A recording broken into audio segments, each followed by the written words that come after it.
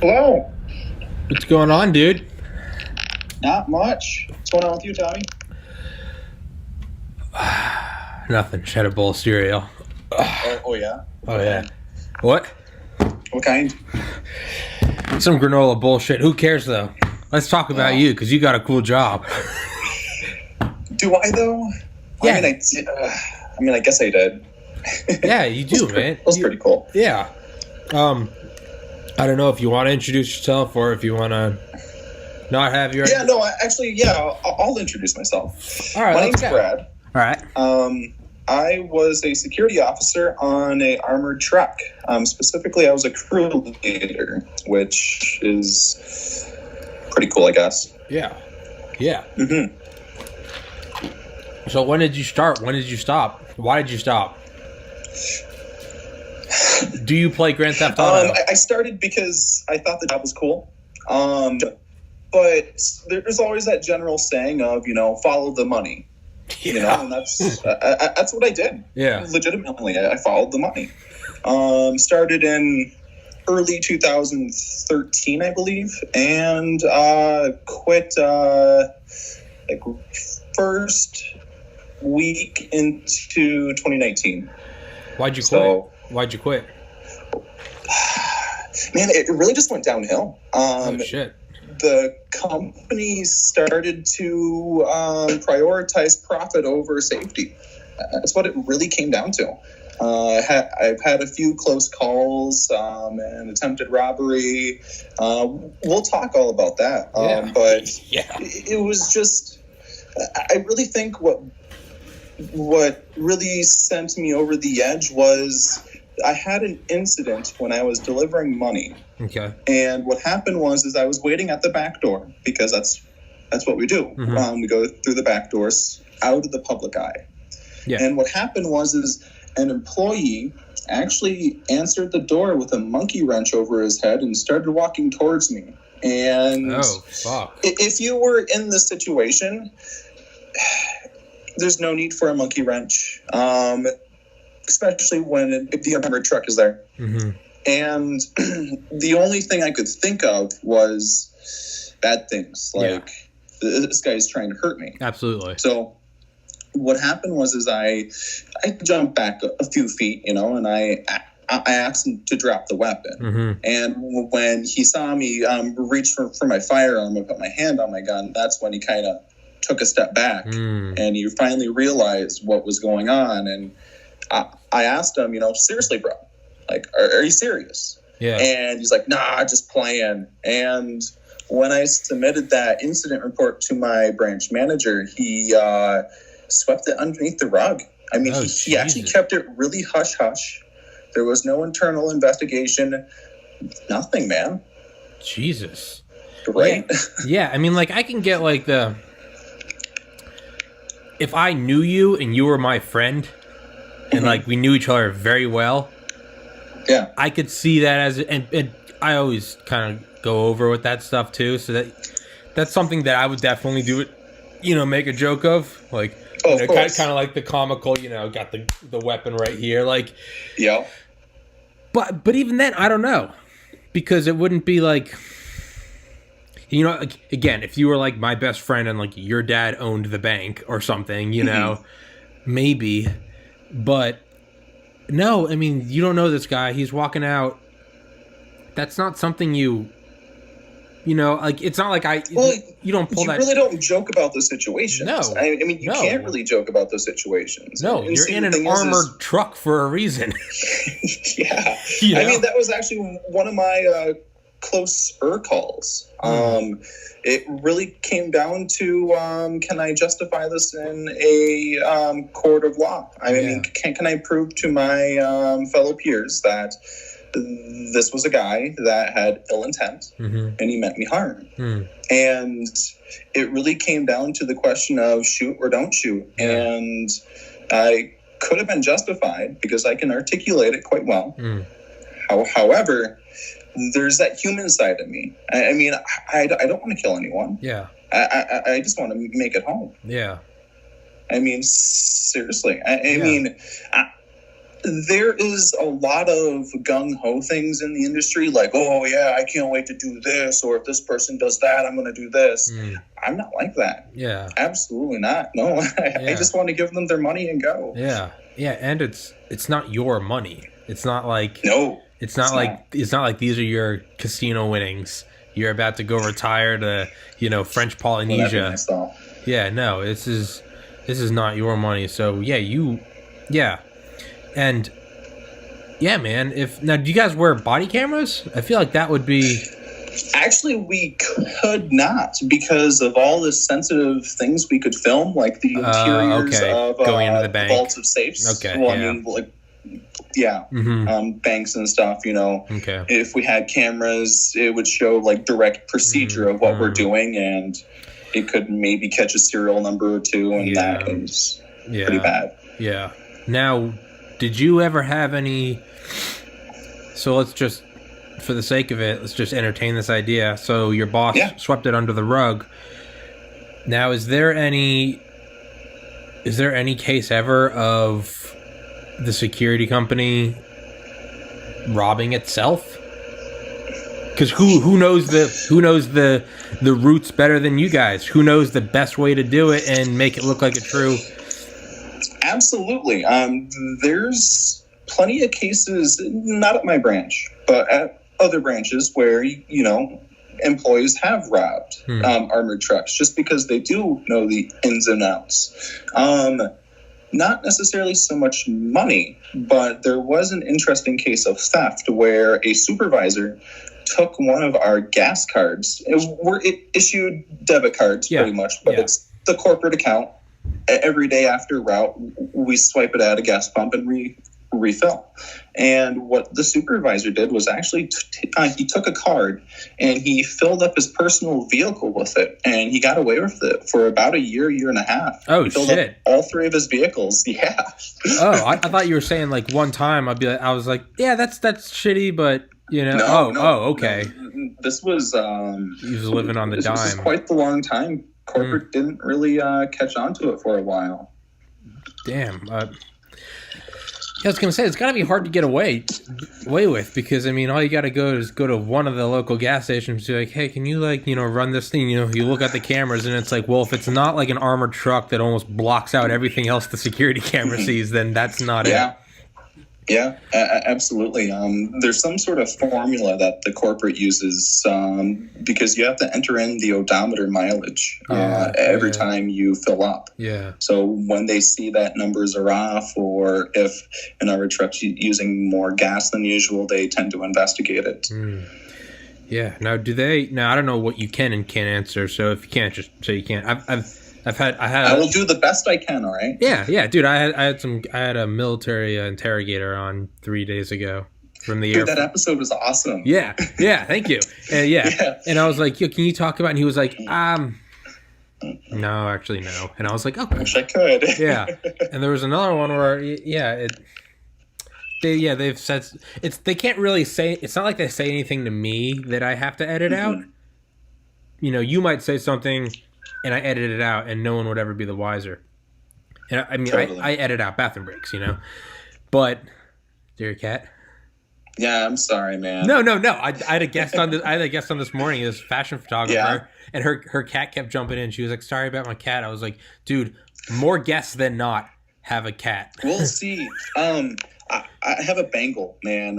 He's absolutely awesome. He was quite expensive, but he's very vocal, and he just runs around, and I just kind of put him into the other room and thought that he'd be okay, but apparently not. Yeah, man, you can let him out if you want. I don't care, dude. No, it's okay, man. I had a guy that 3D prints rockets, and he works for NASA, and even his cat was crawling all over his shit. I was like, it really is like a universal. It really is a universal thing. Yeah. So say what you can and don't what you can't. What are, just have my own, just as you can tell, the podcast really has no general scope. It's just stuff I find interesting. So I'm just going off the top of my head. Yeah. So the armored truck, I mean, how armored is it? Where windows, tires. Can you talk about that? I don't want to like give away specs, but like I'm thinking of that. Yeah. Hold this. I will tell you the information that's made public, which is actually quite a lot. I was pulling up specs for a couple armored trucks while I was in the industry. Yeah. And I thought to myself, they really list that on their website? Wow. Yeah. Some armored trucks, they do have roll flat tires. Some of them don't. I won't tell you which ones, though. No, please don't. How armored? I actually had a buddy at work back when I worked there. He was military, and he had some sort of machinist or some sort of fabricating job or fabricating MOS. And he was doing kind of the same research as I was. And apparently some of our trucks can survive an IED. Holy shit. Right? Yeah.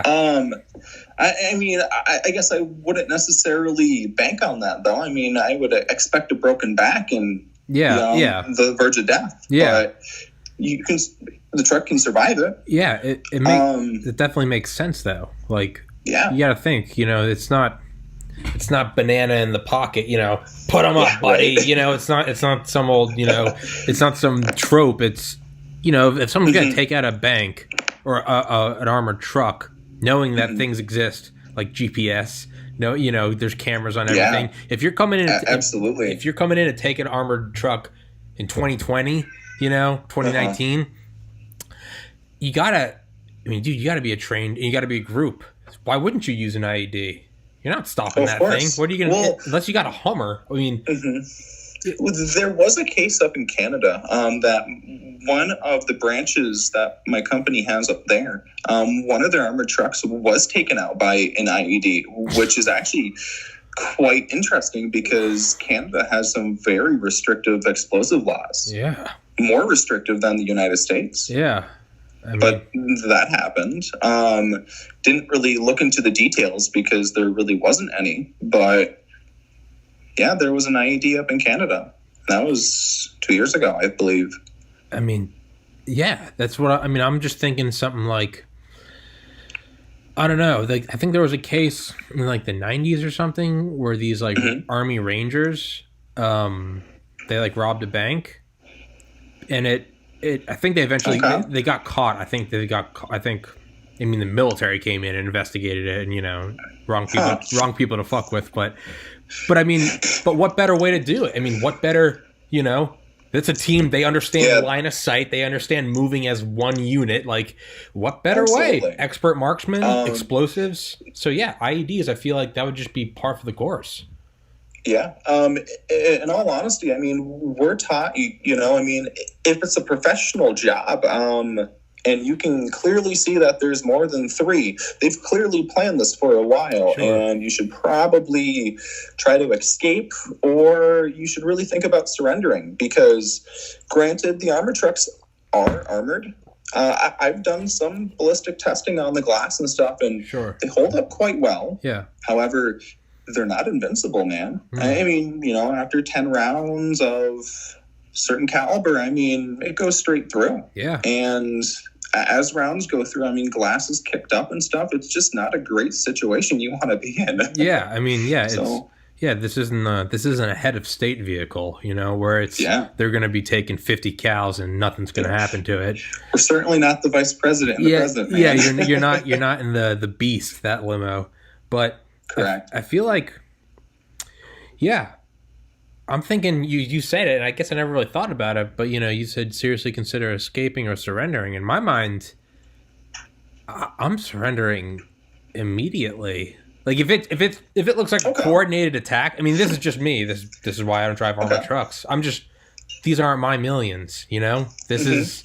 I'm making X dollars a year, dude. I got the dental's okay. Like, it's, right. And here are these guys that are clearly X, whatever, Delta, Spetsnaz, whatever, special ops, or just they're well-trained guys that don't give enough, that they don't care enough that they're using these weapons that are probably illegal and explosives that are absolutely illegal. Yeah.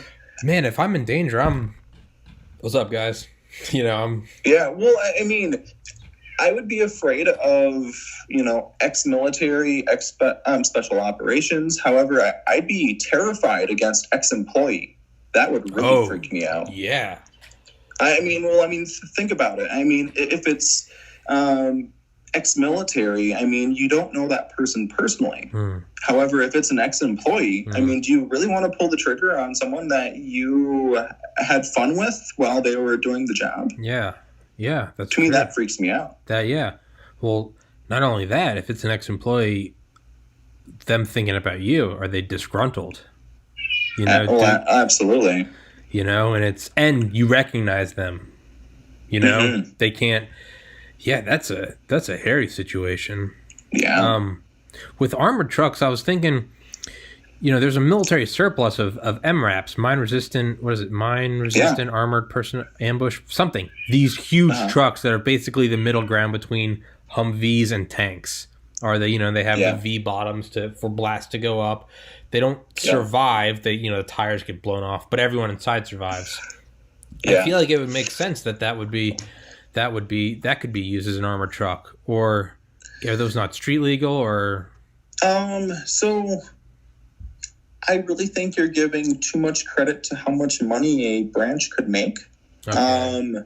Is it a lucrative industry? Yes, you can make a lot of money if you're thinking of the business side. But with maintaining these customized vehicles, it takes a lot of man hours just to fix something very simple. It really does. You damn near need to take the engine out to do something very minor, just because of all the armor plating. Can you give an example? I can't really think of one off the top of my head. Okay. However, I do know that there is a armored truck. It's an international, but it has a Mercedes-Benz engine in it, and there was a lot of fabrication to make that work. Really didn't get into the specifics because it wasn't my truck. However, my truck was a little bit more generic. Okay. The mechanics of it was more redundant. Okay. Less bells and whistles, but still stops a bullet. Mm-hmm. Yeah. That's I think that's important. Right? Yeah. Doesn't have automatic windows, the crank windows, but stops a bullet. Like, oh, okay. Did you know that armored truck windows do not roll down? Oh, Jesus. That makes sense, though. Yeah, right? Yeah, absolutely. Kind of sucks in the summer when your air conditioner goes out, though, huh? Oh, I actually got pictures of my phone because it has a temperature gauge on it. It was 130 degrees when we lost air conditioning. I was driving inside the truck, man. I was driving. It was crazy. I was driving a U-Haul in South Georgia in 2011, moving, and I mean like Boondocks, Georgia. And the crank window didn't work, and the AC was sputtering on and off. I would just stop every 10th exit just to open the door and just kind of let some air in, just because it was like, dude, I'm gonna die in this thing. But the only thing we had was there were two vents, and they're on the top of the truck. They're like a 2-inch wide by 4-inch long sort of vent, and we would open it. That was our only source of real cooling in those situations. Oh, Jesus. Now, did you guys ever transport anything other than money? Art, haven't had artwork? The pleasure. Okay. I've honestly heard of odd things like artwork, gold. Sure. One thing that comes to mind was Loomis. I know that they, in the downtown New York area, they transport gold dust from jewelry stores and stuff. Oh, damn. Okay. Yeah. Okay. Now, what? So I don't know anything about this stuff, so I'm just asking off, the top of my head. Interesting. Go right ahead. So, do you guys do again, for anyone watching the podcast, there's no rhyme or reason to any of these episodes. There's no timeline. We're not walking on a set script. We go off into the weeds. Do you guys do you practice? What do you practice? What can you tell? with security maneuvers, whether movement of personnel, movement of vehicles? Do you do driving courses? Is it about, or is it really, am I imagining this as Secret Service, and it's not Secret Service? It's totally not Secret Service, and actually, you really just get the basic security of, well, it's not necessarily basic security, but you do take some pretty kick-ass firearm classes. Yeah. They are on par with law enforcement. Cool. Matter of fact, the state that I live in, we take a part of the DAT program. It's a program that I think it's like Wisconsin law enforcement have to go through, but I only get the firearm portion. Mm-hmm.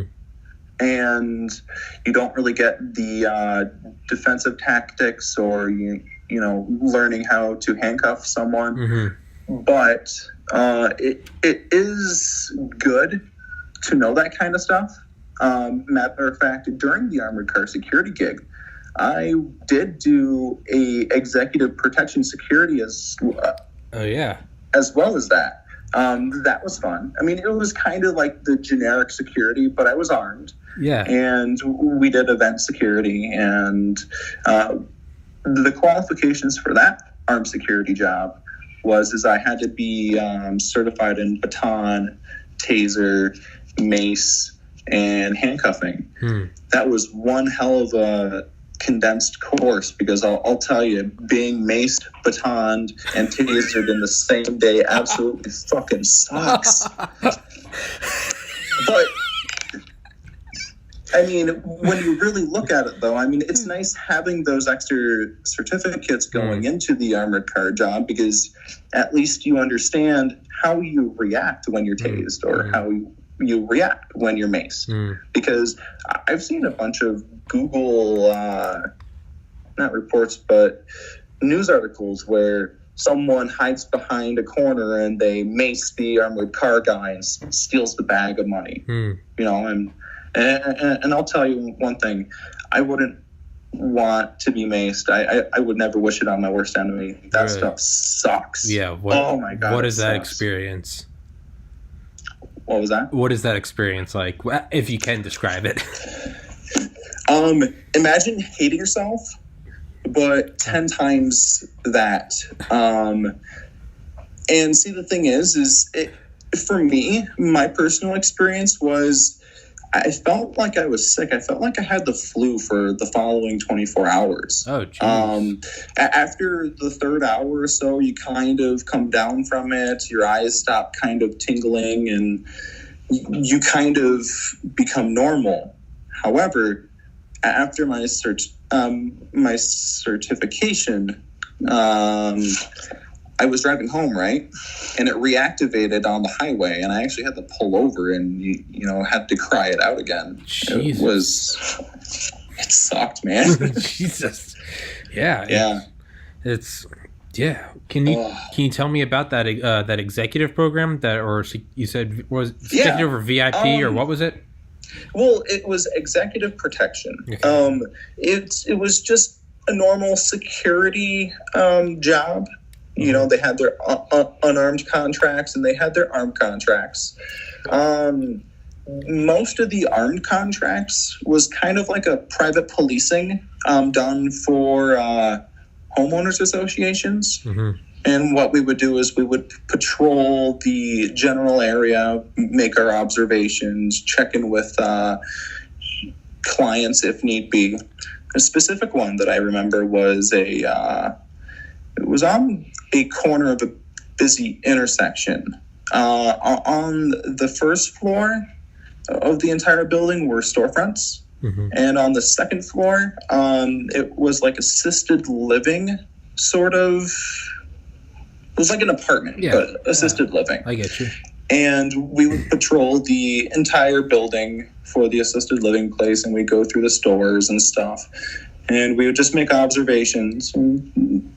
If there was a problem, we'd solve it. If there wasn't a problem, we'd just walk on and write down what times we were in what store and stuff. And that's really it.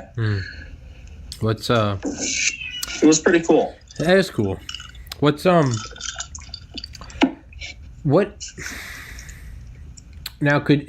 Are there like tiers of armored truck services? Are there things that like exclusively do fine art, or can you get like higher up with? I mean, I guess you would get into diamond and platinum, or I'm thinking of value per ounce. You know, fiat, you can only have so much paper money. You get into gold. You get into gold bars. You know, under, you know, that'd be cool. Wall Street or London. You get what I'm saying. Yeah, absolutely. The closest thing that I could think about what you're describing would be just levels of trust. I mean, how well do you trust this employee? Has this employee been here for 10 years, 3 years? I mean, would you rather trust a 15-year-old, well, not a 15-year-old, but a 15-year veteran over a 1-year veteran? Mm-hmm. If you're transporting diamonds, I think I'd go with the 15-year. Yeah. But there's not really much of that. The company I worked for really dealt with just currency and coin. Okay. Coin was a big thing. Really? Oh, also ATMs as well. ATMs were a big thing. Apparently that was our bread and butter. Really? Yeah. What I kind of lucked out. I was on a route that didn't have any ATMs. So you just literally just like stocking ATMs? Or do you just pick up the whole thing and take it? Wouldn't that be nice? Yeah. Unfortunately, ATMs are bolted down to concrete. Okay. It's really hard to just, take an ATM. Yeah. I've actually seen technicians drill and use a bunch of saws against an ATM, and it still took an hour and a half, 2 hours. Jeez. But of course, they're doing the right way. They weren't let's drape a chain around the ATM and drive away with the truck sort of thing. Yeah. I mean, they were going to relocate the ATM. Yeah. But as far as tiers, and I really think it's just all about trust. We did have a Federal Reserve route. Really? That was where the big money is. Yeah, absolutely. That's that's the national coffer. So I'm going to give you a very vague number. Okay. Upwards to 321 to $350 million. That's what was transported on that Federal Reserve route. And I've been on that route. Is that like one truck? It's a pretty cool route. Yeah, absolutely. It's one truck It's a much larger truck than normal armored trucks. I mean, are there different are there different sizes? Oh yeah. Oh, absolutely. Oh, let's get into that. Yeah. So the smallest ones that I've seen, have you ever seen those smaller sort of FedEx trucks that are made by like Mercedes-Benz or made by Ford or something like that? Kind of van-looking ones? Throw a bunch of armor on that, and that's the smallest armored truck that I know of. Okay. The larger ones are sort of, they kind of look like ambulances. Okay. They're based off of an F-350. Okay. They have, just the normal cab of what an ambulance looks like, but then they have this big square behind them. Yeah. Small. That was my style. Okay. I had that one. Okay. And then you had the bigger, boxier sort of Brinks or Dunbar looking armored trucks. And then the largest one, it was a Class B driver's license with air brake. It was a straight truck, but it was really long. It had 2 axles in the back, standard tires in the front, but it was just meant to transport large sums of cash to and from. Like I said, I was on that route, and when you see numbers that large, it's just a pain in the ass. I mean, seriously, it's heavy. Money sucks. You would think, something so cool and something so awesome would weigh nothing, but it does. It sucks. I feel like working there. I feel like it quickly wear off to like, look how much money, and now it's just like we got to move this much shit. Like, Yeah, I can see that. Yeah, it's just like a normal shipping receiving job. It's just. I mean, I guess I do have some unique bragging rights. Yeah. I'm probably one of the few people that can say I've taken my lunch break on a pallet of 50s. I mean, it's just stupid stuff like that. Yeah, no, that's not stupid, man. That's cool. Who else can kind of say that? I really don't know of many. Maybe 50 Cent. I don't know. That was cheesy. But yeah, that is. How do they guard against guys like you? Just not to say that they're guys like you are bad. I mean, like people in that have that. You know, you're in that situation where you can have that bragging right. How do they? What are the pallets like? You can't just, you know. Obviously, they're gonna. I imagine there's a trillion safeguards, but like, what are some? Is it just like that heavy sort of like plastic wrapping on it? Because how do they not know that you're just? Because you don't even need a stack. If you could just get. I'm just thinking from my broke mind. Are you asking how it comes from the Federal Reserve? I'm asking everything, yeah. So let's start with that. Okay. Yeah. So, for example, how money typically comes from the Federal Reserve is in 1,000 bills, and that becomes a brick. So if it is a brick of tens, it's 10,000. If it is a brick of ones, it's just 10,000. Mm-hmm. No, it's 1,000. Yeah, it's 1,000. Yeah, yeah. Tens. Sorry, I can't math anymore. Dude, but it's fine. I never learned. I think you kind of see the correlation there. Yeah. And then for every brick, I forgot how much is on a layer on a pallet. I mean, I think there might be 15 or 20. And then the next tier of that, and then you just build up, and then it just goes from there. And then yes, it is plastic wrapped. Yeah. But in all actuality, I've never seen a full pallet of ones. Typically, it's like 20s, 50s, because that's what you get when you need to do ATMs. As far as bags from major branches like U.S. Bank, Wells Fargo, Bank of America, they literally just bundle the money in their respective straps, and they bundle them in. I actually think it's the same standard as the Federal Reserve, you know, and they make their own bricks, but then they rubber band them together and just throw them into large bags. Okay. I can think of a time where we picked up like $8 million in 20s.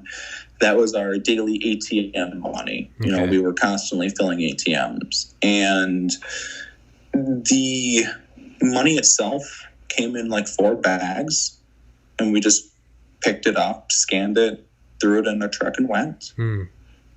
So sounds kind of crazy. I mean, I'm throwing out large numbers. Yeah. It's. I mean, I'm not in the field anymore, and I'm just thinking to myself, geez, the smallest bag could just buy me a house or buy me a nice car. You just yeah, dude, $8 million. That's what I'm saying. Is like, what could you do with $8 million? Me? What would I do? Or honestly, man, I think I would go get. I think I would get like a small. I wouldn't want to live in like a bad place. I would want to go to like a relatively like nice, you know, in terms of safety. Yeah. I would get a 1-room apartment. No, I'd get 2 in case I, you know, have friends and brothers in town. And I would find something that I knew that I could rent out for the next 70 years. And then everything after that, I would have it put away, kind of like what smart lottery winners do. Well, they'll literally like sign it away to there's like some legal thing where you can sign it away to your future self, basically. And you have to go through like hell and back to get it out. And if you do sort of break your contract, you forfeit that money to like the bank that's holding it. So you could say, okay, I got $8 million. Let's say rent, let's just say it's $10,000 a year. Next 70 years, 700,000. Let's just call it $1 million. All right. Then you can say insurance, groceries, all that stuff. Let's say that's another $2 million over 70 years. At $5 million left. You could say I want $100,000 a year, and that's for plane tickets, movies, every restaurant. You know, you want to go act like an idiot at a bar and ball out, get bottle service, whatever. You know, buy the bar out and stuff. Yeah. You want to go have those experiences, sure, but it would be, and then you hit 100,000, divide it into, let's say it's 120,000, so it'd be 10,000 a month. You could even go down to like 2,500 a week. So every Sunday you could go get 25 Ben Franklins, right? Okay. Yeah, and that's what I would do. I would take care of the expenses I knew I had to have, just so I'm not, ever asking anyone for money. And then I would I would lock it away from myself, because I'm impulsive and I know that about myself, and I've gotten much better about it over the years. But what I would do is, to answer your question, I would make sure that I could stay alive. Place to live with a locked door, food, water, insurance. Honestly, man, I've taught myself graphic design. I think I would do this podcast. I think I would do graphic design with the knowledge that I didn't have to make anything. It would just be, I'm making whatever I want. I would. I'd probably allow myself. I got rid of my Xbox because I played too much video games. I would probably get an Xbox. I would. Honestly, man, I think I would just. What I would do is I would get rid of the anxiety of do I have enough money to survive? I would get rid of the anxiety. I would probably still go try to build this podcast into something, or build graphic design into something. But it would be nice knowing that, like, no matter if I failed, I had my own. Yeah. That's what I would do, dude. 8 million. Now, if I got 80 million, 800 million, shit, dude, then you get a couple Rolls Royces, a Tiger, Yeah, right? Yeah. You just buy an elephant, a giraffe, and just stupid stuff, right? Hell yeah. Make Mike Tyson look tame, Right? Go get a couple white leopards and an eagle. Oh, I have my own flock of penguins. Yeah, why? exactly. I don't know. Yeah, I don't know. Because you don't have one, Me and the penguins would roll up to the bar, dude. Me and a That'd be badass, right? Yeah.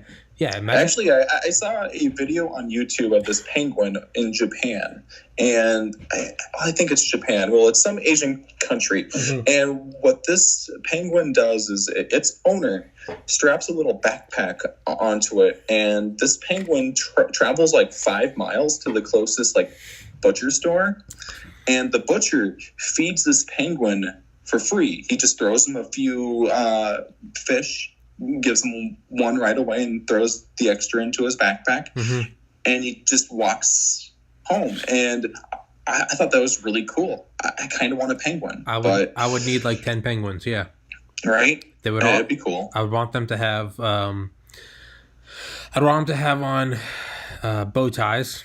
I would want all the penguins to have on bow ties. Yeah, naturally, and classy.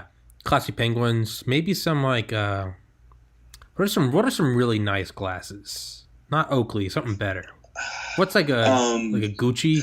Ray-Ban is a name brand. Yeah, I'm thinking whatever, like TI or like some Gucci or Coach. Armani. Yeah, I mean, stuff like that. Designer bags too. They're little backpacks. Yeah, you gotta go.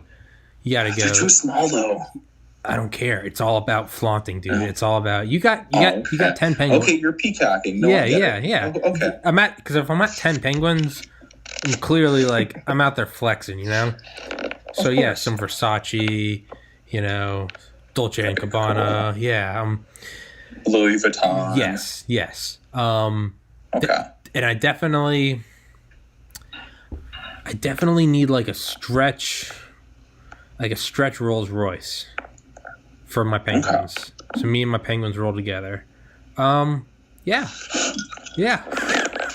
I think the weirdest flex I would do if I had, $8 million or, just an absurd amount of money is on Christmas or Valentine's Day. I think I would buy out every other seat at a movie theater and stuff, so couples couldn't sit next to each other, or just stupid stuff like that. Every other seat. Or if I had a bunch of money, I would want to be buried in the most inconvenient spot. Okay. In the middle of a highway where they actually have to make a roundabout around me. just to remind them of, that asshole that was buried there. Just throw down, you would just throw down, you'd throw like $2 million at a politician and be like, reroute 85. Cool, yeah. Yeah. That, or I'd go, I don't know, like tip them out, or I might go some like Horcrux shit, like have my body chopped up into like 7 pieces and buried on like every continent in the highest elevation. Or I don't know, I think I'd put my coffin in orbit. That's what I would do. Okay. Orbit, yeah. No, if I had an absurd amount of money, I think I'd want the tip of Mount Everest. Legitimately go up to the top, cut off the tip, and give it to me. Oh, not buried there. Not buried there. No, you're not buried there. You want you're alive. Yeah. Bring it to me. Yeah. I want the tip. It'd have to be like the soil though, because you couldn't just have the ice, because that's just gonna melt and be water, right? But yeah, I mean, I guess it'd have to be the top some soil or some rock or something. I'd want all the flags. Yeah. That's what I would want. I want all the flags up there. Every time someone goes up there and plants a flag, I would have my own team of Sherpas. I'd be like, fetch me their flags. Yeah, absolutely. All of their accomplishment flags, just take them down. Yes. I'd want shit like that. Yeah. I want flags from like state buildings. Actually, you know That'd be cool. I think I would probably, fuck it, if I got like Jeff Bezos money, honestly, man, I think I'm probably just like contracting all of Blackwater, starting my own just army. Actually, I talked about this with my cousin over Thanksgiving.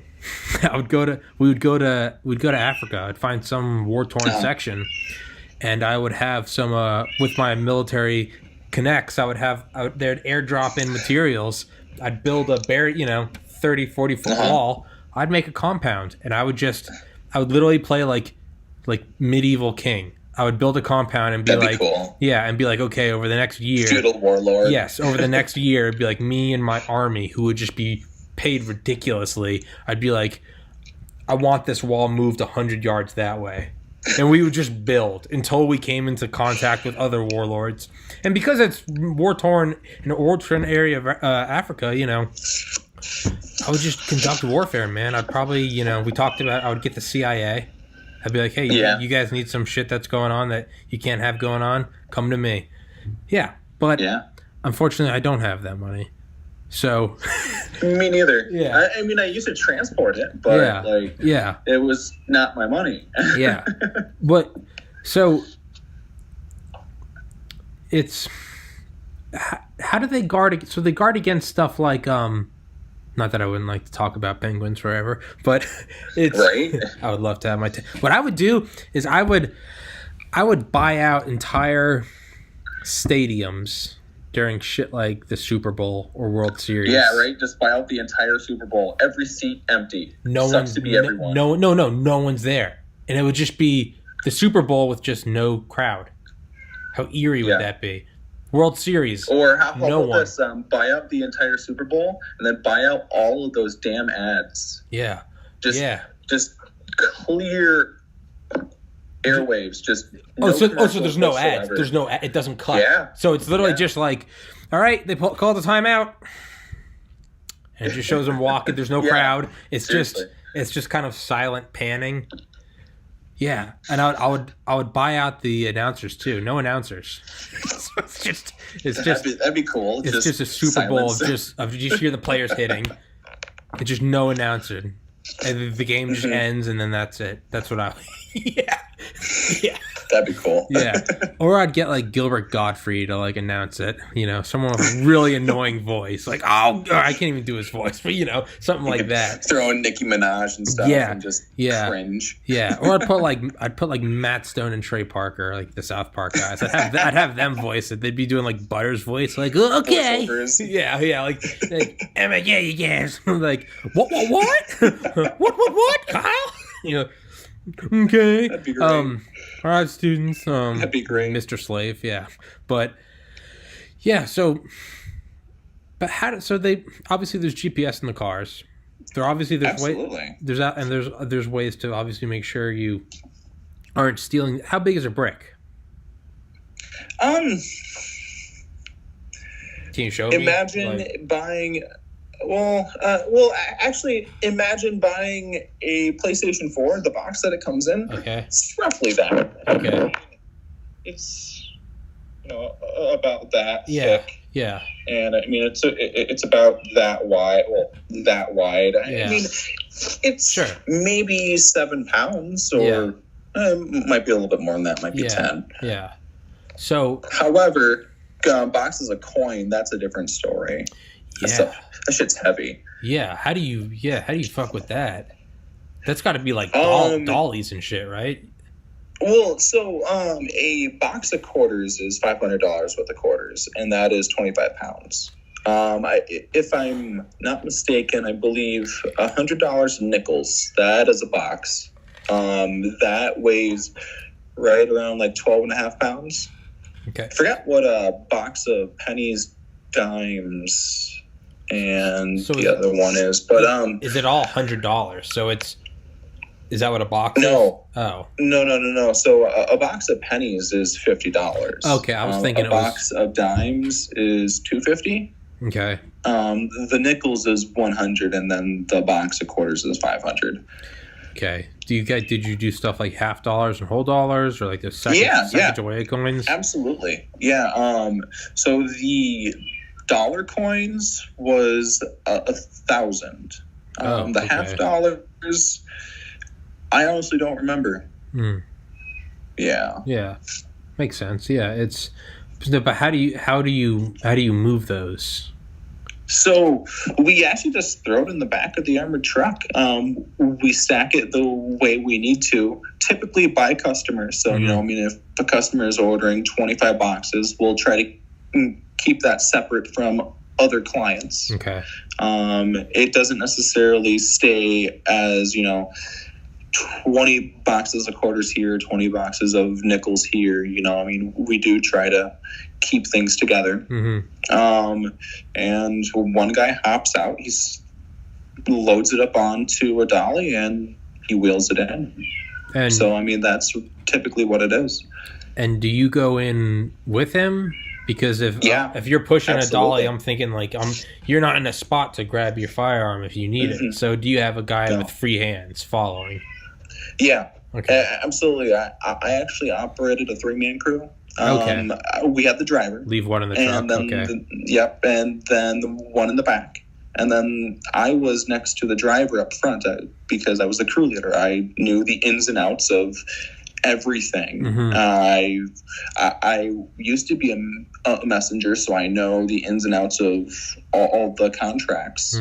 But I was truly the brains of the operation for the truck. And yes, I would actually get out and help my messenger, and I would face away from him as he was stacking coin or he was putting cash into his bag. And when he was done, he would close the back of the armored truck, and we'd go in and service the site. That's pretty much how it worked. Now, how do they? So a pallet is wrapped, but are bricks wrapped? Bricks of paper money. Paper money. So it really depends on the brick itself. If it's actually been from the Federal Reserve or not. If it's from the Federal Reserve, then yes, it's actually wrapped, and it's actually packed better than how drug lords pack cocaine. It really is. Really, it's really neat. Yeah. You take off the outer wrapper, and it's saran wrapped, and then you take off the saran wrap, and then it's in just this vacuum sealed bag. It's packaged very neatly. Grade A work. Seriously. But say if it's from a bank branch itself, it's not necessarily in a brick. It's typically just strapped and held together by a rubber band or two. So something like that, how do they protect against someone just not even getting greedy and taking a brick? Just pinch off one bill. If you can grab 150 or 100. I mean, there's food. Mm-hmm. Like, you know, how do they protect? Is it serial numbers they look at, or is it just... It's serial numbers. It's chain of custody as well. I mean, everything is tracked. Everything is tracked. If it comes from the Federal Reserve, you get documentation showing which serial number to which serial number. However, if it's from a branch, then you don't necessarily get the serial number from serial number. It's just odd serial numbers stacked together. However, the bags themselves that they come in are very tamper evident, and they're very temper resistant too. That reminds me of a story quickly. Let me digress for a moment. So my younger brother, he was 17 at the time, and we had a bunch of this tamper evident wrapping paper, pretty much. It stretched to no God's end. Seriously. I mean, you could take a square inch of it and stretch it, 6 square inches. It was just that stretchy, but before it snapped. And what I did was I took 6 rolls of duct tape, and I just took a bunch of this wrapping paper, and I wrapped his Christmas present in it. I mean, he honestly struggled for a good hour. It was nice. I mean, it was very gratifying. But so it was really nice. But back to the wrapping paper itself. I mean, it's very stretchy. I mean, it's gray, and then when you stretch it, it turns to like a white. It's just stretched gray. Yeah, so I mean, you can clearly tell if it's tampered. So I mean, there's a lot of tamper evident technology. I mean, you can't cut anything and get away with it. You can't just like make a small hole or small slice here because it just wouldn't work. Everyone would know that you did it. So it's like a bunch of the, I guess, variations of things like a die pack, right? Yeah, absolutely. So die packs are more sort of like the 80s and 90s. The only bank that I knew that used to do die packs was Wells Fargo.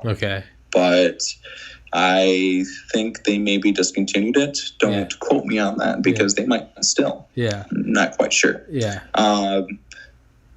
The concept of die packs are kind of cool though, right? Like, let's boom. The money is gone. I can't use it.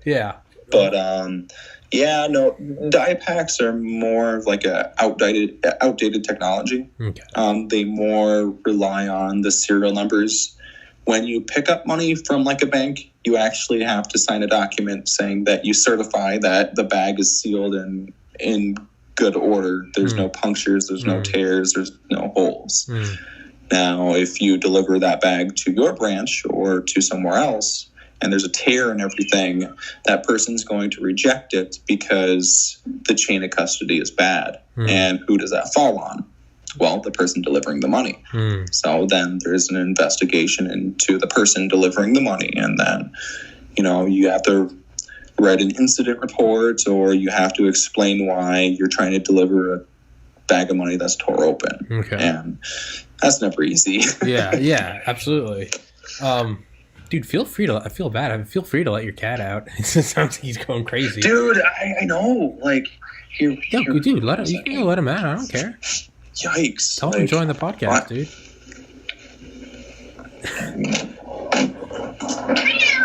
Oh, poor guy. You can come out, buddy. Yeah. Here you see him. Actually, I named him Capone.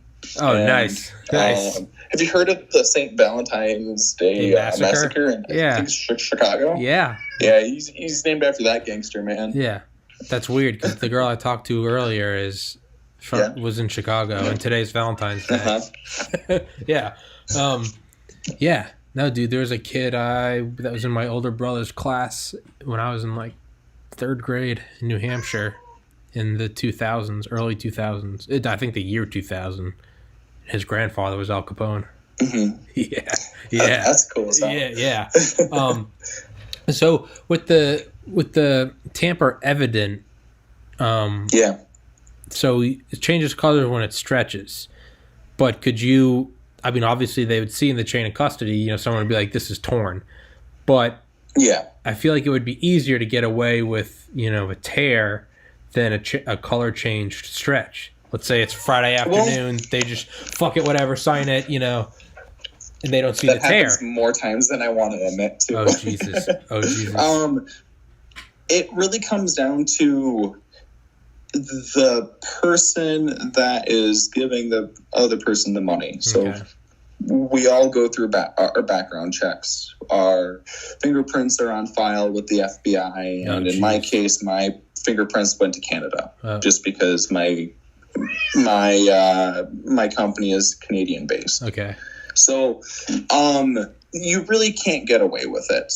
But the bag itself is a very stretchy plastic, but it's clear.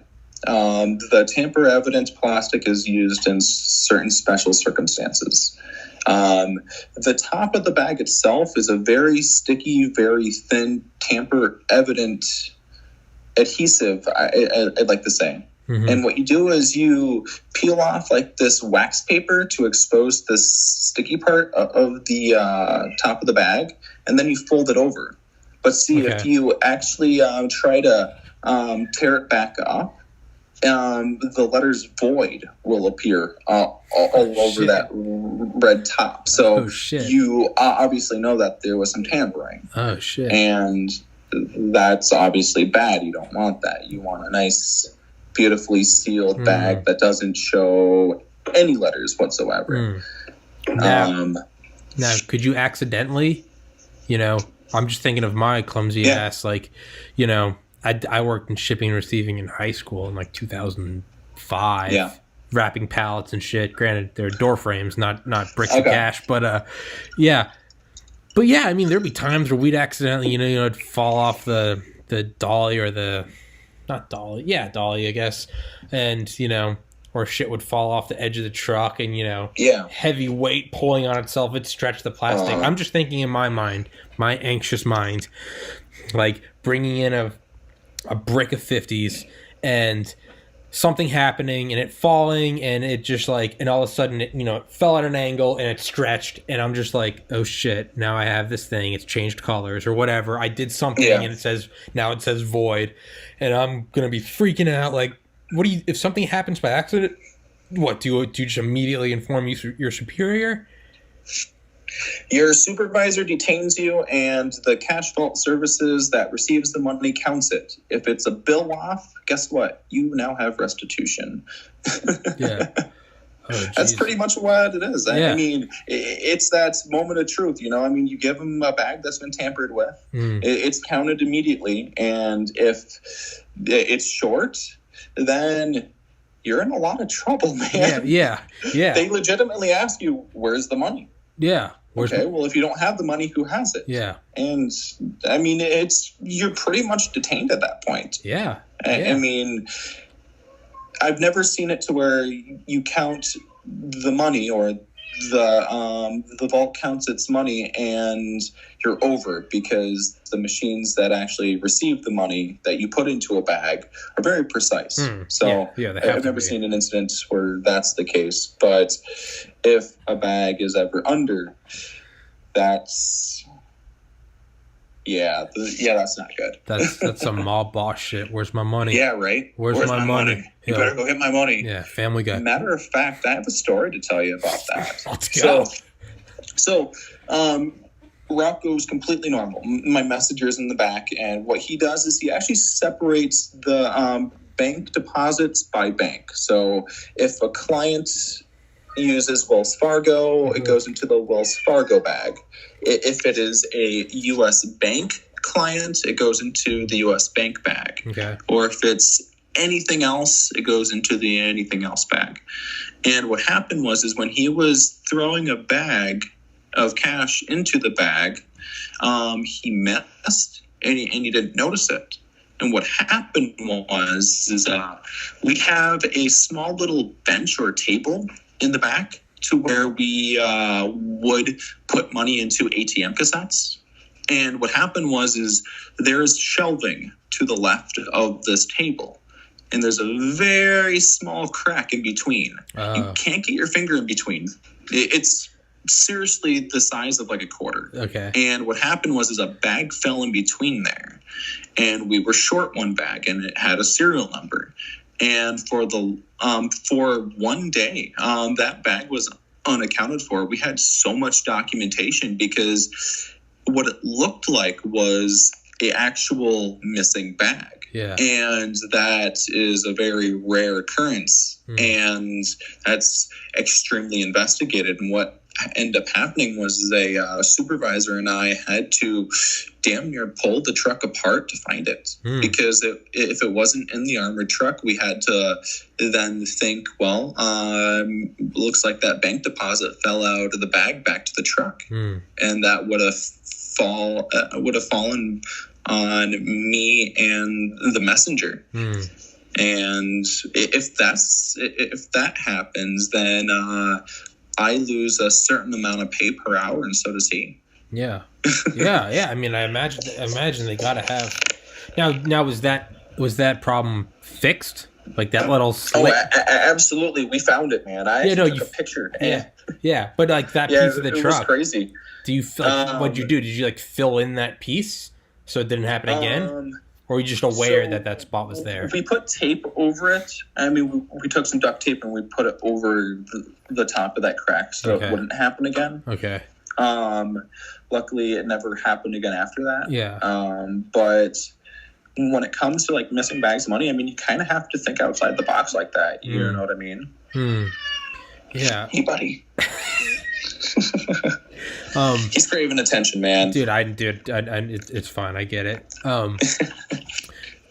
Did you ever do anything with like casinos? Like, yeah. So there were actually a few casinos around where I live. Let's see, 1, 2, 3. Yeah, right around 3 or 4 casinos. For the longest of time, the largest one in the state that I live in, we were in charge of all of their ATMs. And I'll tell you one thing, man. Holy fucking money that's put in there. I believe it. Serious, man. Yeah. Like hundreds, 50s, and that's it. Yeah. I mean, that's all the casinos would order. Yeah. But on the other hand, there was a smaller casino that would order just a shit ton of quarters and just coin. Yeah. And man, that stuff was so heavy. A bag of quarters is $1,000, and it comes in, a really big, heavy-duty bag, and it has a handle on it. And we would deliver skids of it. Skids having, I'd say, about 60 bags of per skid. I guess I'd say. Yeah. I mean, maybe more. Yeah. So, let's see. Not so much pennies. Everyone hates pennies. Yeah, everyone also hates nickels. Yeah, I hate nickels, man. Yeah. 25 cents or fuck off. Yeah, right. Yeah, absolutely. Now, did you guys charge differently based on what you are transporting, or is it owned by the bank? Because if you're transporting $100. It's easier to get $1,000 in 100. Just for example, that would be 10 bills versus, let's say, someone needs $10,000 or needs $1,000 in nickels. I mean, that the amount of gas it takes, that's got to be drastically different. So we had no control over what the contract said because, someone else with a bit more brains did the whole contracting. Yeah. Let's figure out how much money we can drain from them sort of thing. Yeah. But for us, we charged based on the minute, and we charged based on mileage and the amount of money we were delivering to and from. Oh, really? Yeah, so for example, if a casino were to pay for 3 hours of service and it only took an hour and a half for that service, we legitimately had an hour and a half to kill. You know, I mean, if that meant, you know, going out to eat, which we never did. Yeah. Or, you know, stopping at a McDonald's or just going back to our vault and chilling for an hour and a half. That's what we do. Rolling up to McDonald's in an armored truck. Right? Yeah. Try to hand a Big Mac through the gun port. Yeah. Right? Yeah. Yeah. Yeah. That'd be cool. Yeah, it would be. Just put the ice cream machine right up to it. Just... Right? But, I'm sorry the large pop doesn't fit through here. Yeah. Ma'am, I am in an armored truck. I will drive through this building. What is the mileage like on those things? Man, it's shit. Yeah. For mine, and to keep in mind, I didn't really have the largest armored truck. Yeah. Mine was one of the smaller ones, and they actually got the worst gas mileage out of the bunch. I was running 3.5 to 4 miles per gallon. Jesus. Dude, I'm telling you. Jesus, dude. Here's the cool thing, though. So you remember me talking about how my company would issue me like a gas card, right? Mm-hmm. Well, they also said, feel free to use your own personal rewards card. So we would get points on top of that. And at the time, what we would do is we would save up to like 250,000 points. And we buy like $50 worth of Amazon gift cards and stuff. And we just save them up and, you know, buy something cool off of Amazon after a year. That's pretty sick. Right. Yeah, man. Yeah. I think the M1 Abrams tank, I'm pretty sure it gets 2 miles a gallon. But it also has a really huge tank too. Tank as in gas. Something like that. Yeah, but I was just laughing at like years. You know, it might be 2 gallons a mile actually. Well, I mean, that would make sense because, I mean, I think it's some sort of like jet engine thing that they put in that fricker. Yeah. Yeah. I mean, it's crazy, but overall, that thing has a range of like 250 some miles. Yeah, they're crazy. You're right. Episode number 5 of this podcast, that a guy that operated M1 Abrams tanks. Yeah, dude. Hell yeah. Dude, he talked about it was so powerful and just so well armored and insulated. He said you actually didn't hear the gun. Right? The primary gun. I was watching something on the History Channel to where they were saying something on the lines of their tank of some sort was disabled and RPGs were just bouncing off of it. Yeah. I mean, I think I've seen that because I remember that factoid. It's like certain tanks, they took something like 17 RPGs and they were fun. Yeah. And it's still classified because it's like, well, they can't tell you how the armor works. Right? Yeah. Apparently some composite armor. I mean, I kind of wish I kind of had that armor on my armored truck. But, I wish I had it on my Civic, dude. Yeah, I mean, who doesn't, you know? Is that what you drive, a Honda Civic? Hell yeah, dude. Fuck yeah, man. You got that VTEC going on. Yeah, dude. I got that puppy can get up to 60 miles an hour in just under a minute, man. Yeah.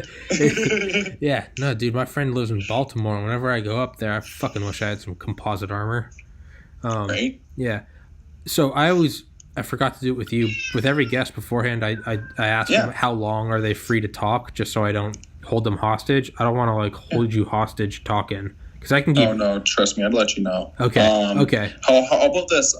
You have me for the rest of my phone battery life, and that's I'm at currently 30%. Okay. So you have me for 30% more. All right. Yeah. I'll do it. I'll take it. Cool. Yeah. Has it really been an hour? Yeah. Doesn't it fucking fly? Cool. Yeah, it is. Yeah, dude. Jesus Christ. Yeah, dude. That's what the girl said earlier. She's like, "Would you talk for an hour?" I was like, "Would you talk for an hour and 45 minutes?" And she was like, "Holy shit!" And I was, to me, that's good feedback for me because that means that means it's enjoyable. Yeah. If you're looking at the clock and you're like, "It's only been 15 minutes," well, that to me that makes me a terrible host. I don't want it to feel like I don't want it to feel like an investigation. I mean, you haven't even read my Miranda rights yet. So, yeah. Yikes.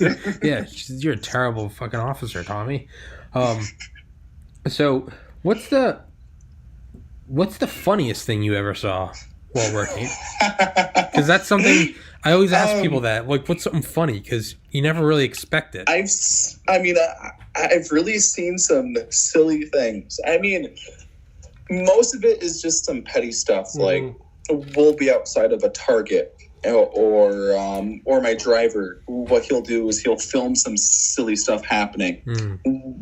One incident was outside of a Target. He was waiting for us to come out, and he actually filmed these people walking into the sliding glass door and smacking straight right into it, expecting the doors to open. Yeah. And this happened repeatedly. Like, when you see one person smack into the door, there are people behind them that obviously saw the person get hit by the door, but they'd smack into the door themselves. Yeah.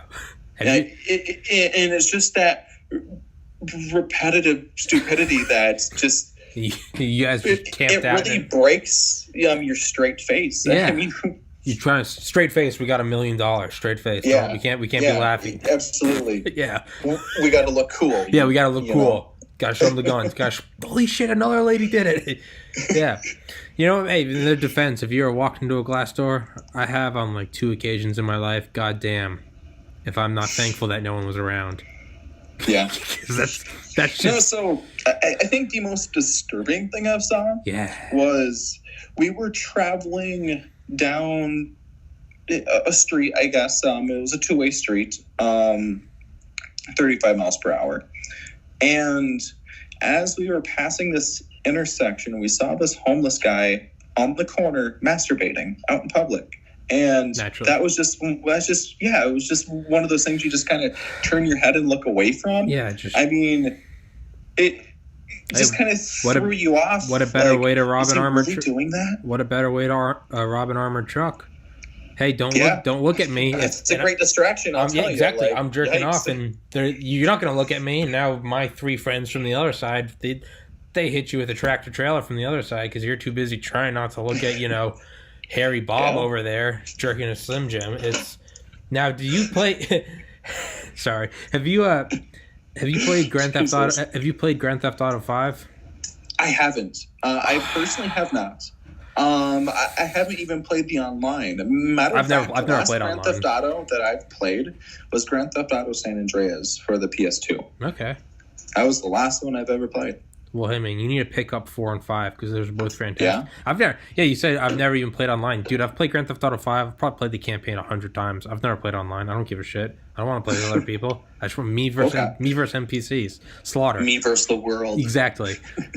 Now, I was going to say on there is you can rob armored trucks, but I guess we can't really go into that if you haven't played. Yeah, no, I've breaking my balls. Yeah, it'd be kind of cool. I mean, just to play a video game on something that I've did. Yeah.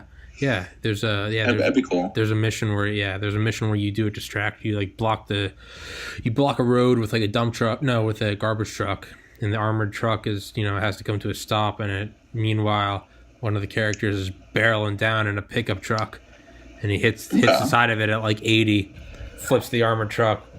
Doesn't end well for you. They opened it up and they execute him, but Well, of course. Yeah. I mean, typically in those situations, I mean, you're kind of fucked anyways. Yeah.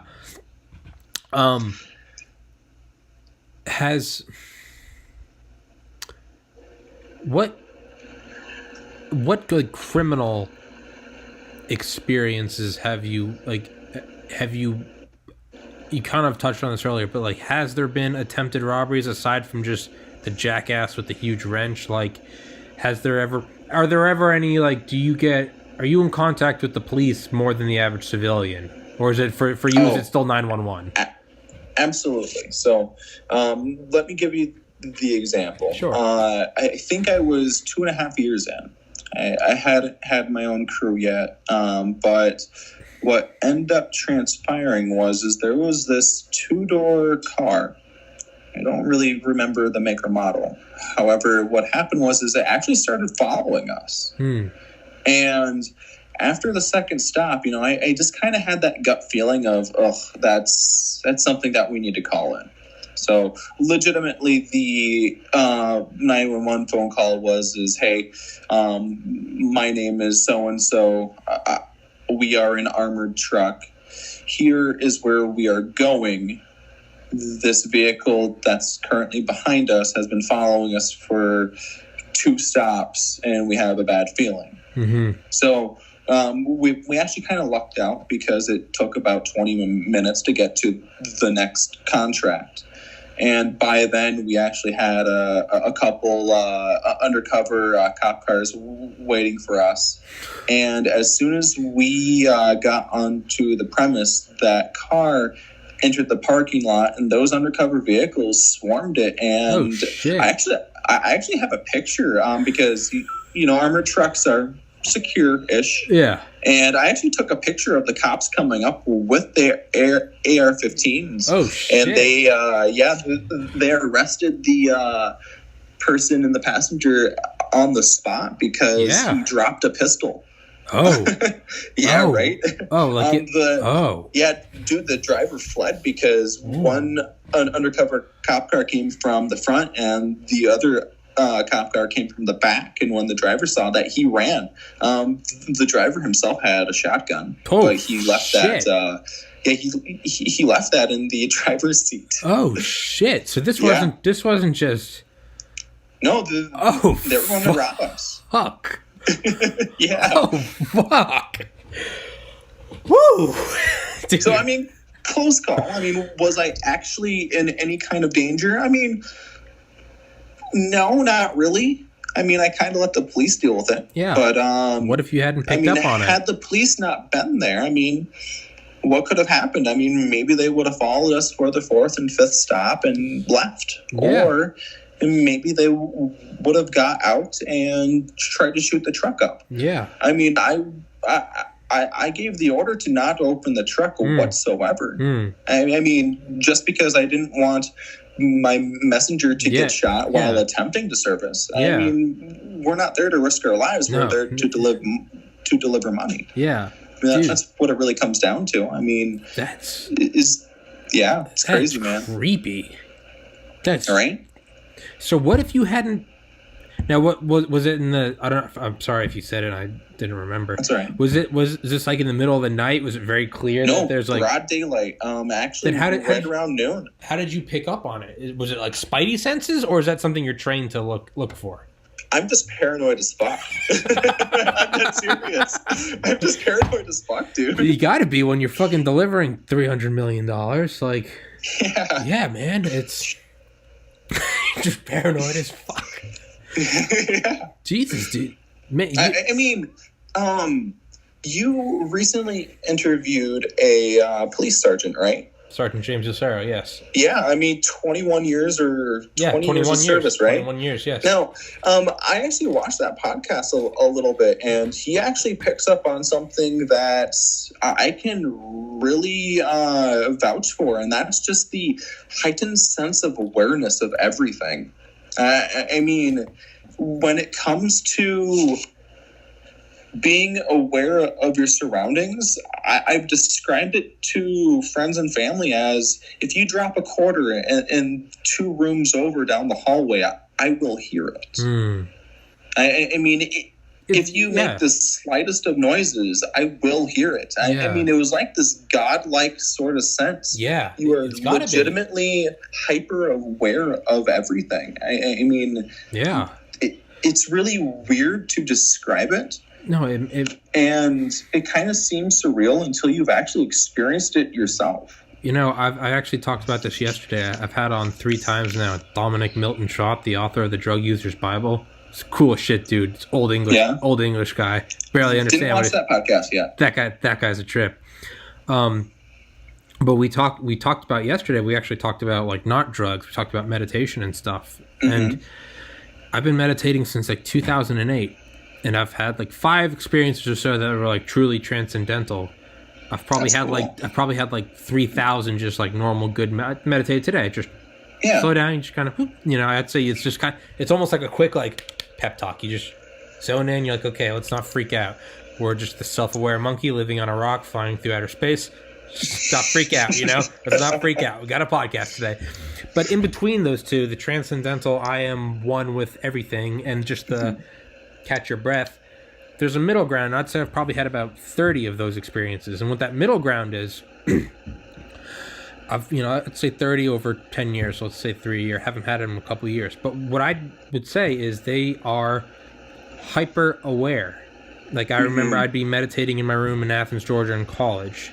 And it wasn't just like you're aware of everything, like you're watching your surroundings. It's superhuman. And I've read about it before with meditative states where it's like they talk about it. It's like it's not the normal like divine om. They're like, no, it's this other one. But you'll hear people talk about it like, yeah, like I could see every leaf on the tree. Like I could seriously. You can. Someone opens a door downstairs and like you feel like just the slight like just change in pressure. It's someone turns on a sink and it's instead of just like someone turned on a sink, it's almost like you can like the water's coming out of the ground through the pipes. It's almost like your sphere of awareness has expanded. It's very odd. I can only imagine the way I describe it is 360-degree vision. Yeah. You not only know what's in front of you, you know what's in back of you and the sides. Yeah. I mean, your senses really pick up and compensate for the lack of visual. Yeah, it's stimuli. And seriously, yeah. I mean, it honestly felt like I could sense someone that was right around the corner, or I could see something that was farther away, or just hyper aware. It's really just an experience that it's really hard to describe. Yeah. And you just have to experience yourself. Yeah, it's not it like... It just sucks that the way you experience it is telling yourself, well, I might die. if I'm not hyper aware. Yeah, or trying to meditate every day. You do it an hour a day, you get one every 18 months. But have you seen Limitless, the movie, Bradley Cooper movie? It's basically like an advertisement. No, neither am I. This came out in like 2013. Yeah, it's like the pill. He becomes like super. I know of it. I would say that's the closest thing I can describe is to these like hyper aware states. Because I can agree with that. It's like, it's like what you said. It's very hard to It's not just like alcohol. Like alcohol, you could describe it as like it's a gregarious, social. It's almost like Christmas in a bottle. It's like it's warm. It's a fireplace. It's friendly. Yeah. It's kind of easy to describe. Marijuana is harder to describe, and on and on and on. But with this, it's very. There's nothing like it. It's correct. And the thing, and I don't even think what I experienced is close because mine was from slowing my breath down and introspection. Yours is from true. Yours is from the danger. Thing is when it comes to just the day by day, you do enough physical exercise to where your heart gets pumping pretty hard. I mean, maybe 90 to 100 beats per minute. But you do sort of the type of breathing that you would do while meditating just to try to bring your heart rate down. I mean, so in a really weird exercise way, that's not a word, but exercise of way, I mean, you are kind of meditating, but you're in a sense of, decent peril and meditation, if that kind of makes sense. No, it does. So I had a guy on, he only refers to himself as T. He sent me his like government documents, special forces in Israel.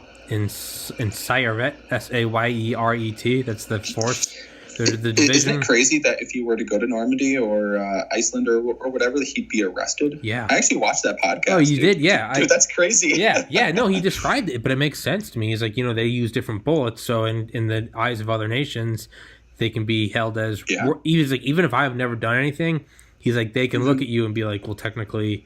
you're on our soil, and your nation doesn't. You use hollow points, not whatever, full metal, whatever.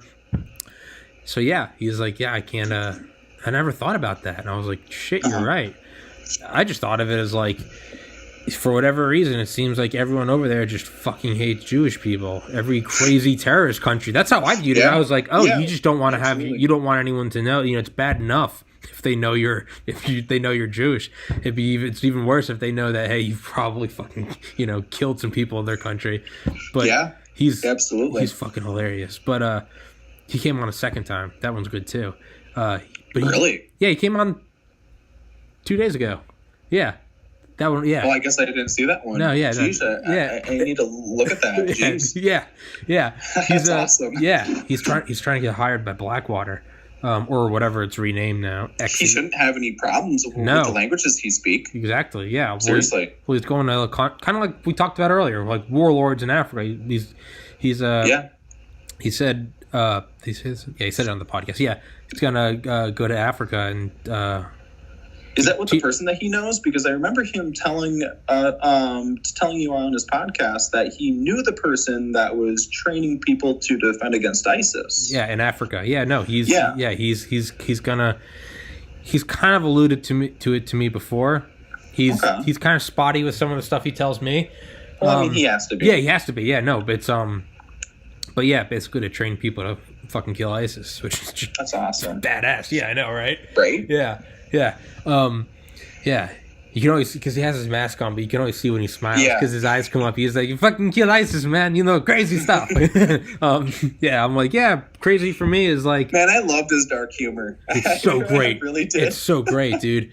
It's so like he's like messaged me some stuff too. Like he had to cancel on one podcast because of a work emergency. And it didn't dawn on me until after I read. I was like, yeah, dude, no worries, we can reschedule. And it didn't dawn on me until a couple hours later. I was like, work emergency. And I was like, fuck. You know, is he being dropped in somewhere with a fucking Black Hawk? And so I messaged him. It's not that the copier went down. It's the state is calling me to go kill some people. People and do some operator shit. Yeah. And I messaged him. I was like, first I was like, yeah, dude, no worries. I was like, we can reschedule. And then once it dawned on me several hours later, I messaged him. I was like, stay safe. And right. And he got back to me, of course, in like the wee hours, and he goes, I'm so safe I could fuck a Chinese whore and not get an STD. And I was like, is that a common saying over there? Because I've never heard it. And he was like, that's how safe I am. And I was like. After the last podcast, he was like, I hope your audience likes me. I was like, dude, they love you. And he goes, yes, I hit your audience right in the G spot. And I was like, fuck yeah, dude. But he talked about, you listen to it. But he talked about being in a firefight, being ambushed. And he's like, everything slows down. It's like, it's dialed up to 13. He's like, I can still smell like the dirt. You know? Yeah. And so it got me thinking though, like, it makes sense that, you know, some people get out of the military. I mean, I could be wrong. Somebody please fact check me. But a lot of the biker gangs formed after World War II, primarily because it was a bunch of guys that, their relationships were literally forged in their friends' blood. You know, they survived Nazi Europe, they survived the Pacific Campaign, the Pacific Theater. It makes sense. But it was also a hunt for just to feel that again. You know, we can't drive around in cars. We got to be on bikes next to semi trucks. We gotta roll deep. We roll into bars. No one fucks with us. But it's also, I remember seeing a documentary, and it was like some old World War II veteran, and he was like, "You're just trying to like taste it again." And he's like, that adrenaline. It's more like the adrenaline rush that comes with it. It's very addictive. Yeah. I was gonna ask that for you. Do you don't work there anymore? So do you in your day-to-day life, are you like, oh, man, I could really roll around in an armored truck right now, you know? Or is it just that's the past? I'm actually so closely tied to the armored truck community, specifically the branch that I used to work at. I should probably just say that I continue to work for them. Okay. Matter of fact, one of the officers I used to work with, she actually signed my marriage certificate for my wife and I. That's cool. I mean, absolutely. That's cool. So, I mean, I'm very tight knit with them. I remember a few times babysitting for another officer. That's cool. Just because their route came back late. Yeah, that's cool. All they did was make a call to their daycare and said, hey, we have someone coming in the same uniform. You can ask him for his badge, blah, blah, blah, blah, blah. He's completely okay. Yeah. He's about 6'1", 200 pounds. Yeah. And then I just brought their child to Dairy Queen, and we had a good hour or two, and then I just dropped them off at home. Yeah. Dude, that's cool. Right? Yeah, it is. That's a cool community. That's a cool sense of community. Yeah. Absolutely. How much percentage? What's on your phone? What's your battery percentage? I just still got me for 19%, man. Okay, good. I just don't. Yeah. Give me a heads up when we're down to like 10 and 5, just so at any point it's not just like done. Hey, click. Yeah. Oh shit! They found them. They found that asshole. All right, Tom, I'm done. Right. So, have you thought about? So you're talking about being paranoid as fuck. That car that was tailing you. Mm-hmm. They, they're dumb enough to tail an armored truck, but right. But part of me thinks that they might not have been dumb enough to, for lack of a better term, siege the truck. Okay. Let's shoot at the armored. I would think that they're at least, they're smart enough to bring guns. I mean, they're stupid, but they're smart enough that they brought guns, right? Stupid and smart. Stupid and they're, they committed. Okay. Give it 110%. I guess I'll commend that in a weird, fucked up way. But I'll commend the drive. But so what I'm thinking in my expertise of armored truck delivery, that they weren't going to siege the truck and just, if you didn't get out, they're going to start shooting. Let's say those armored cops weren't, or the undercover cops weren't there. I imagine that they were going to wait for you guys to open up the truck to let's probably shoot and kill you, or at least try to. So if those undercover cops hadn't been there and you had just pulled in there, and they would have done that. And I think if you hadn't got out, they either would have waited or they would have bailed. Was there any... Did procedure change after that? Because it's not... Well, I don't know what I'm trying to say. Well, we had already identified them as a threat, and that's why we called law enforcement. Because at the time, we weren't under fire.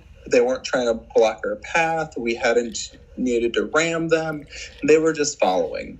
Technically speaking, you can follow an armored truck and everything's legal. Yeah. Is it frowned on? Yes, absolutely. Yeah. But you probably shouldn't. Yeah.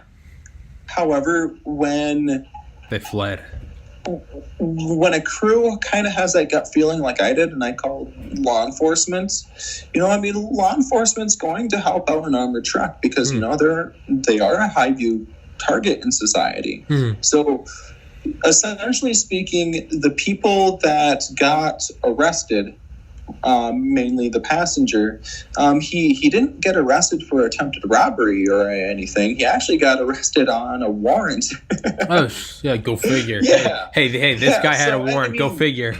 Yeah. I believe that the driver actually got arrested because he was a felon in possession of a shotgun. Okay, so it wasn't like attempted robbery. I don't think there's any law saying you can't follow an armored truck. Yeah, don't do it. Yeah. So as far as procedure, let's play the devil's advocate. Let's pretend we didn't see him. So that's what I was going to get to was. So it really boils down to of when the shit goes downhill. If they open up on us as soon as we get out of the truck, obviously we really can't get back into the truck. We have to return fire. If they open fire on us as we're coming out, I'm going to tell you what I will do, and I will tell you that I will try to get back into the building. And in that situation, we're supposed to protect the clients. Oh, okay. At that rate, we're supposed to, barricade ourselves and wait for law enforcement. Now, if we are already walking to the truck and they get us as we're walking to the truck, I mean, we're obviously going to try to get into the truck. However, the situation as that plays out, I mean, we might be forced to engage them. I mean, we're always told to disengage and run away. Yeah. If we can't disengage and run away, unfortunately, we're going to need to engage. Yeah, terminate the threat. And that's honestly just to protect ourselves. Yeah. People in the past, people have really reacted negatively to the what ifs.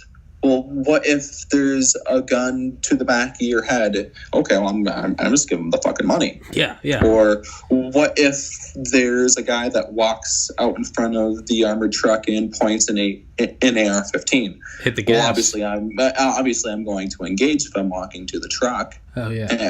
I mean, when it comes to our safety, I mean, we really need to understand that the driver is kind of safe. However, I mean, the bullet-resistant glass isn't going to last forever. I mean, if something were to ever go down, my driver was always under the instruction to drive away, to leave us behind. Because, see, the thing is, and statistics will show, whenever an armored truck is robbed and the messenger and guard are taken hostage, the people that take the people hostage use the two people to get the driver to open the truck. That is the reason why the truck drives away. So if the truck drives away, the person doesn't have the opportunity to get the real money. And then that's just when we say, hey, do you want the money in this bag? Yeah. And I mean, at that rate, they don't really have an option. Yeah. I mean, they take the money and cut their losses and go. Yeah. I mean, I'll be the first one to surrender if I need to. Oh yeah. Absolutely. take my Amazon card. Yeah. Yeah, right. Yeah. Take it all. Yeah, it's. Here, take the gas card too. Yeah, I mean, do you like my kicks? I got the. Yeah. It's. So yeah, but that's what I wanted to ask was so in the event that you didn't see them, because what we're coming down to is it was through luck and through your paranoia. As an anxious guy, hey, I completely get it, dude. But the company, I'm just looking at it from my highly educated, experienced time in the money delivery business. I'm thinking that you can't bank on that. That no pun intended. There truly was no pun intended. I apologize. But you can't. It's luckily you're my crew leader. Okay, he picked up on it. He called the cops. Yeah, things worked out as well as they could. How do they? But I'm just thinking, you can't bank on someone having that spidey sense like you did. Thank God that you did. But I'm looking at it I mean, I don't know if anything. Just maybe if I wasn't there, what would have happened? Yeah. Is there a way for it? I mean, now we're looking at technology that would offset its value, but just is there a way to scan cars behind you and be like, this target's been here for longer than normal? Honestly comes to just how observant the messenger and the driver is. I mean, if they're completely oblivious to everything and they didn't see that, then I mean, who knows? They could have had a closed casket funeral. Yeah, you just don't know. Yeah, I mean, or it could have just went down as the messenger got out. Someone opened fire and they got back in and they ran away. You don't know until it happens. And unfortunately, that's the scary part because, I mean, as soon as you get out of the armored truck, I mean, you're completely exposed. Now, do you guys wear armor? Damn right. I'm just saying. Yeah, absolutely. Well, so it's not, you're exposed, but not 100%. You got torso. I mean, you get your vitals covered, but I mean, also keep in mind, you can be shot in the leg and die in 2 minutes. Yeah, femoral artery, you can be done. Yeah, absolutely. Yeah, Andy Stumpf, the SEAL Team 6 guy that was on Joe Rogan, talked about he got shot. He said he thought they got his femoral artery. He said I would have been bled out in like 15 seconds. He's like, that's how much blood's rushing through that motherfucker. Yeah. So if I'm in your position, I'm thinking that like I'm gonna wear like an EOD suit to work. Helmet. That'd be cool. Glass shield. I'll just walk around like that. Yeah. Get on a Segway. Man. Unfortunately, that's just too impractical. Yeah. And I'll tell you why. Yeah.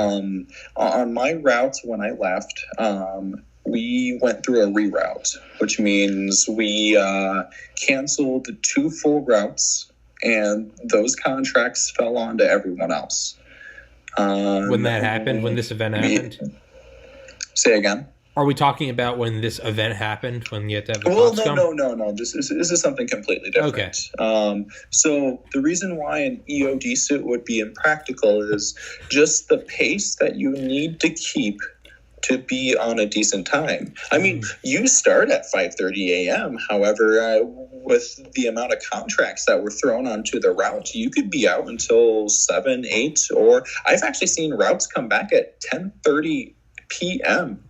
Fuck that. When they start at 5:30. I mean, that's crazy, man. I'm just looking at it like I don't want to be out at dark if I'm in an I'm already an anxious guy, let alone being in a bank truck. Well, and see, the thing is we were prohibited from carrying firearm lights, so we couldn't carry a flashlight underneath our pistol. Why? I mean, we were able to carry just a small flashlight on our duty belt, but when it gets dark out like that, absolutely, there's a hell of a lot more concealment. Yeah. It's everything that isn't lit up. Yeah, it's right. Yeah, it's everything's concealed except for that which is actively being unconcealed, revealed. Yeah. So I don't know if that would. I knew people when I went to the University of Georgia. I knew people that I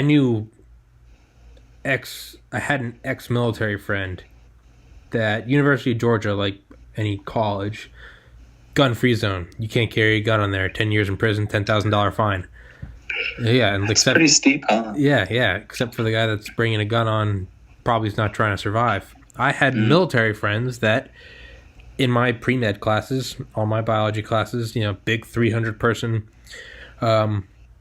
auditoriums. I won't even give the slightest detail of who or when because but they would straight up they concealed carry. They'd bring their pistol on, and I remember one of them. Tell anyone who knows about it. Well, I remember I saw one in the bath. He was my friend, but I remember he saw that I saw it, and I just remember looking at him. I was like, I get it. Like, I was like, I get it. Like, I used to not go into the middle of campus because I was like, if there's ever going to be shooting, it's going to be right here. And I remember the guy saying, like, I would rather have 10 years in prison and get out and still live my life after that than just be sitting. But the point I'm getting at is...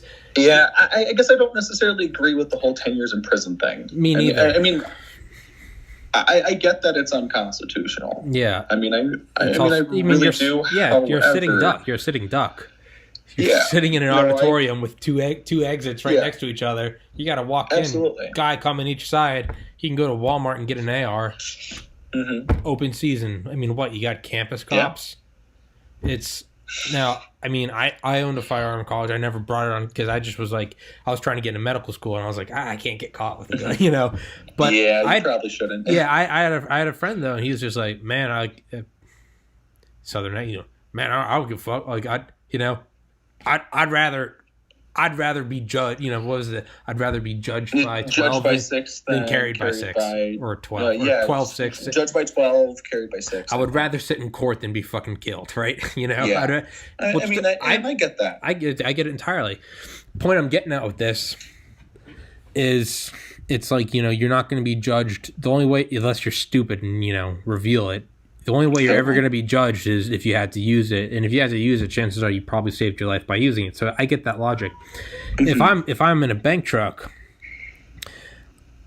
what you guys are equipped with 9mm, Or do you guys have? Actually, we bought our own firearms. I mean, if we really wanted to, we could carry I think it's like a Glock 22 or a Glock 21, where it's a 10 millimeter cartridge. It's just huge cartridge. Yeah. I mean, I carried a 9 millimeter. A couple of my partners here or there, I mean, they carried 45. However, the 9 millimeter that I carried actually had the ballistics of a 45 ACP. Jeez. Yeah, no, I had some pretty spicy rounds. Yeah, well, that's what I'm saying. If I'm in your position, I'm carrying dual fucking Desert Eagles or those Smith & Wesson 500. You know, those. That's what I'm doing, man. I'm getting a sawed off. Smith & Wesson 500 when you want to kill a robber next door through a refrigerator. When you want to kill someone, when you want to kill a home invader. Next door, you know, seriously, without getting out of your own bed. Yeah. But seriously, that's what I'm thinking. If I'm in your position and I'm like, I am in a position where I'm, you know, aside from being a police officer, I am putting myself, I'm literally, actually, I'd say there's more incentive for someone to fuck with you than a police officer. Fuck with a police officer. What do you get out of that? I believe so. Absolutely. You have the money.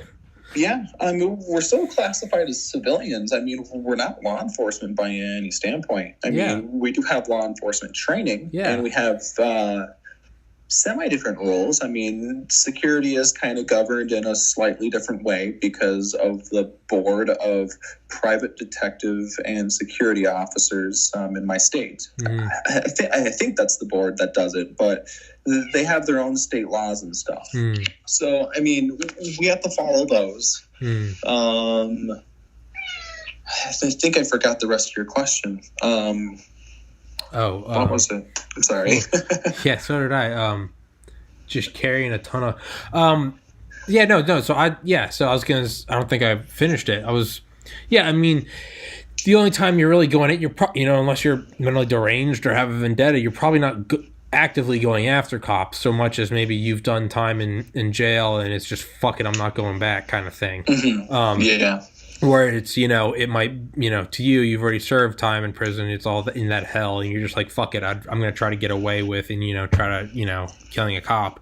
Then, but for you're not like, you know, you just, let's say you're a cop, you're like, I hope this isn't a guy that's just saying, fuck it, I'm not going back, because now it's him or me. For you, there's reason for them to actively find you, because it's absolutely you're the meat, I'm a hunter, I'm a lion, and now I'm like, I literally have a price tag on exactly my head, if I'm a lion, I don't want to try to take down another lion. I will if all else fails, but if I see a big old fucking elephant or something, you know, and that's you, I'm gonna eat for weeks.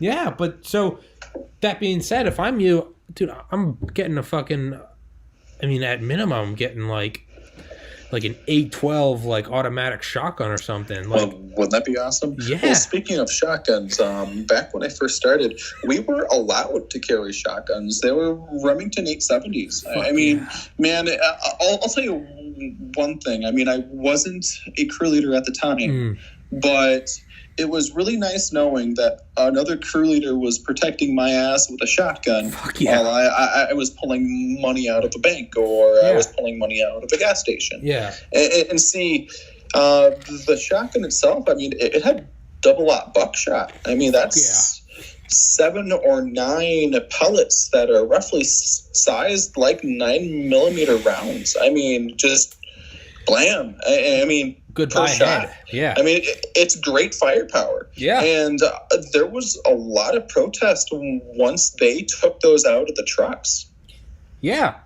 That's what I'm saying. I mean, that's what it was crazy. Like, are you seriously trying to jeopardize our safety? I mean, as soon as people start saying that there's no guard outside the building with a shotgun anymore, it's just gonna be open season on us. Yeah. I mean, that wasn't the case. Yeah. But it certainly got more dangerous. Yeah. But not the case yet. It's, you know, so far. It's, I mean, what the fuck are they trying to save? Their public image? Like, well, you know, firearms are... Well, I'll tell you one of the largest reasons why they got rid of the shotguns. And see, we were supposed to keep the shotguns at squad ready And what that was is you had a shotgun loaded, but one not in the chamber. Okay. And then you're supposed to throw it into the rack. Okay. So when you lock it into the rack, there's not one in the chamber, and there's no possible way there can be a negligent discharge. Yeah. However, people kept it at ready with a round in the chamber, and for some reason, somehow, there was a couple of negligent discharges in the armored trucks. Oh, God. And the pellets just bounced around and made just a fun day for everyone. It didn't hurt or maim anyone. However, it certainly gave everyone outside the armored truck a kind of a scare. Yeah. I mean, made everyone deaf. Yeah. But did that happen with people you knew, or is that just like an industry thing? Oh, yeah. Yeah, absolutely. Definitely people that I know. And see, the thing is between other officers and I, we almost started taking bets on who would do it next.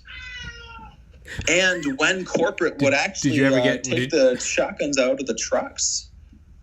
But believe it or not, corporate actually gave us the opportunity to buy the shotguns before they actually sold them on auction. So I got a couple Remington 870s. Pretty cheap. $200. Fuck yeah. Right? Yeah. So, but if I'm you, I'm still kind of, rather be judged than carried. I mean, yeah. I'm still carrying. Sure. I'm still bringing the 870 in the truck. I'd rather be fired than dead. Is that is my logic flawed? Is it not the same? There were two areas of thoughts. One, my shotgun certification is still it is still good until the end of the year. Let's sneak a shotgun back onto the truck. Or policy says that we shouldn't have shotguns anymore, so we're going to abide by policy. I always advocated for shotguns on the truck. However, I was not a crew leader, so I could not make that decision at the time. Okay. I mean, had I been in that position, absolutely. And who knows, I might have still carried it after. Yeah. But then we also ran into the problem of, well, they also took the racks out of the truck, so where are we going to keep the shotgun? Saw it off and put that fucker in your pant leg, dude. Sir, that's federally illegal. Again, rather be judged than buried, I get that, but I guess I wouldn't want to be judged, thrown into jail, and figure out Bubba makes a really good toilet toilet wine. Yeah, toilet wine, right? Yeah, and and you might be forced to drink that toilet wine, whether or not your romantic date with Bubba might not go down so well. You try to blot out that trauma, but no bueno. Yeah, no bueno. Bubba like it, but yeah, I would think that you would. I would just there. I mean, I don't know what all you can answer because. Everything I'm saying, if I'm in your position and I'm on a podcast and someone's saying, I would feel like I would just fucking do this. Part of me would be thinking like, I do that, but I'm not going to fucking say I do that, So, but yeah, I mean, the Desert Eagle. FBI watch list, right? Yeah, exactly. It's, dude, the amount of stuff we've talked about on this podcast with the military guys, I better have a file. I will be disappointed. Yeah. I bet we all do. Oh, yeah. Well, I'm hoping this podcast gets a big old fat file. But... I mean, dude, with the military interrogator who had like clearance at the Air Force, we talked about coronavirus for a solid 2 hours and like dispersing it in airports and shit. It's just like, yeah. Hey, NSA. But I need to get someone from the NSA to come on here. That's what I fucking need. Yeah, I don't know if you can, but I would certainly watch that podcast, dude. That would be freaking cool.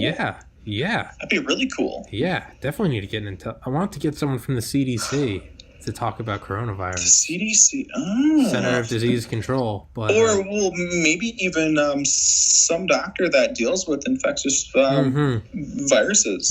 That'd be cool. Virology, yeah. No, I'd really like to. While coronavirus is still relevant and or hasn't killed us all yet. Have you ever noticed that most of the viruses that kill people have come from China? Yeah. like bird flu, coronavirus. Not quite sure about the swine flu. I think that was Mexico. But just all the scares. It seems like China is just the cesspool for it. Where's all the fentanyl come from? China. Right? Yeah. Dude, that's my proposition, is my hypothesis, is that this is their form of warfare. Because they know they can't go toe-to-toe with the U.S. military, so what's the next most logical thing? Use a more efficient way. You can't go toe-to-toe with your nuclear subs and aircraft carriers, so why not wage battle in the microscopic world? Perhaps. I thought biological warfare was illegal under the Geneva Conventions, though. Again, judged versus buried. If you're trying to, America's the big dick in the world and your country isn't, I'm looking like shit. I'd rather be tried at The Hague than, have my country bulldozed. For sure. But that's why I have a podcast and I'm not a world leader. By the way, we're at 6%. Oh, okay. Well, shit, man, we're at an hour and 50-something. I mean, let's just keep going. Okay, I was going to say, if you want to charge your phone, but I don't give a fuck, dude. All right, let's... Well, here, how about this? Let me tell you a story. Okay, well, hey, but before this... Yeah. Spell your... I don't know if you don't have to give your last name. Spell your name just so I can put it on... Your last name is going to be Smith, okay? Spell your name so I can put it on the... You all right? Yeah, I'm good. Oh, I thought you were like exhaling. I was like, is it? Oh, no. See, I'm petting my cat. Oh, I was gonna say, and he's kind of shedding just a little bit. I'm trying to blow the fur off my hands. I was gonna say blink twice if you have coronavirus. Yeah. Right. Here, spell your name and just let's do a sign off now. So when your battery does die, it won't awkwardly end. So. Okay. So, you spell your name. BRAD. Brad. Okay. Brad, I'm just going to say Brad Smith, and you drove armored trucks for a bank. And for a security company. We were contracted with banks. Okay, security company contracted with bank. Yeah. Well, for the thumbnail, I got a armored bank truck. That's what I'm going to say. Yeah. All right, I just want to make sure that we have like a somewhat formal ending. All right, story time. Story time. Woo! I actually changed my company's policy on heat exhaustion and heat stroke. Okay. The policy said if you have a company issued bulletproof vest, you could not remove it. Well, on one hot day that we lost air conditioning, you can't. Why? You can't remove it? No, you can't. Is that like an NFL? It was like, an can't take your helmet thing. Off? Okay. So what happened was okay. This is the funny thing. Yeah. So it was 125 degrees in the truck, and I'm trying to get in and out of contracts in under 3 minutes just to make sure we're on schedule. Yeah. This is when I was a messenger. What ended up happening was I succumbed to heat exhaustion and on the verge of heat stroke because I did not remove my body armor. What ended up happening was there was an ATM in this one bank, and I started to feel dizzy. I had all the symptoms of heat stroke, and I actually took the knife that I had and I cut my shirt and vest off in the bank in front of all the customers and bankers. Jeez. I get it though. I mean, judged versus buried. Like, fuck it. I'd rather people look at me weird. So, there was a big internal investigation, why the hell did he do that? And that was actually a company first. Matter of fact, I'm still teased about that when new officers go through the heat exhaustion training. They literally say, do not do what Brad did. Do you have a nickname? And they actually edited their policy too. Yeah. To instead of you cannot remove your body armor, it is you can remove your body armor in the following circumstances. You feel like you are about to have some sort of stroke or heat exhaustion event. And I actually thought that was pretty cool because, not pretty cool. I damn near almost died. But no, But it was one of those things where you just kind of leave your imprint on an employer, and that was my mark. Yeah. Hey, it's not.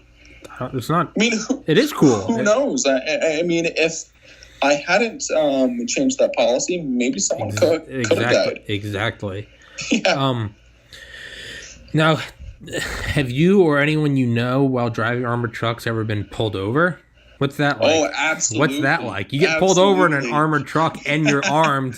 It's that's the son pulling over the dad. It's like fuck with it. We are not supposed to open the doors for the cops. Matter of fact, the only way that we can communicate is either holding up our cell phone number and having them call us, or trying to talk through the gun port, and that's always awkward. Yeah, because the cops always like talking through the gun port, like, do you know how fast you were going? Yeah, not only that, it's the gun port. Like, yeah, right. So, do you know how blam? The only times we would ever be pulled over is speeding. Mm-hmm. Typically, there's a higher professional courtesy, per se, for armored trucks. The typical professional courtesy is 9 miles over. Okay. I have personally zoomed by a cop doing 17 over, and them not doing shit. That's cool. They understand to an extent of what we're going through and what we need to do. And I have heard of a coworker that would run stop signs right in front of the sheriff's office. just flex. Of course, that's frowned on. Yeah. You're not supposed to do it. Hey, man, it's no different than the Penguins. It's all about flex. Like that it's all about New flexing. York stop sort of thing. Just kind of California roll, or I forgot the term. Yeah. Something like that. Yeah. It's... Uh-oh, we're at 1%. Oh, fuck. 2 hours, though, man. Yeah. Well, shit, man. Hey, charge your phone. Let's, I mean, maybe we should do a part 2. I'm down to do a part 2, man. Do you want to schedule one? Yeah. I'll message you. Be in touch with me. Yeah. Cool. I'll message. All right, man. All right, yeah. Charge your phone. Yeah, let's...